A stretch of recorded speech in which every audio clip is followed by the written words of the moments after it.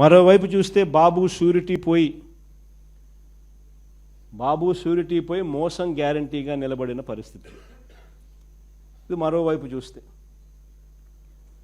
Super 6లు super 7లు elections ముందు ఆయన ఇచ్చిన అడ్వర్టైజ్మెంట్లు విద్యా రంగాన్ని ఏ రకంగా నాశనం చేస్తూ ఉన్నారో కూడా మన కళ్ళ ఎదుటే బాధాకరమైన పిక్చర్ కనిపిస్తుంది.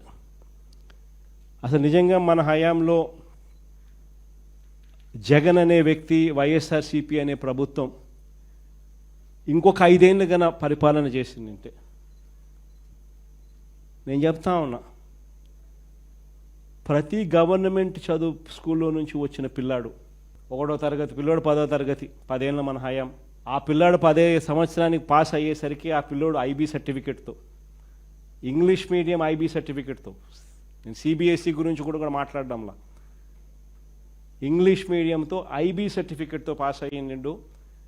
అనర్గళంగా 3వ తరగతి నుంచి టోఫుల్ క్లాసులు అటెండ్ అవుతూ అనర్గళంగా వెస్టర్న్ యాక్సెంట్తో, అంటే అమెరికన్ యాక్సెంట్తో అనర్గళంగా ఆ పిల్లోడు మాట్లాడే పరిస్థితి ఉండేది.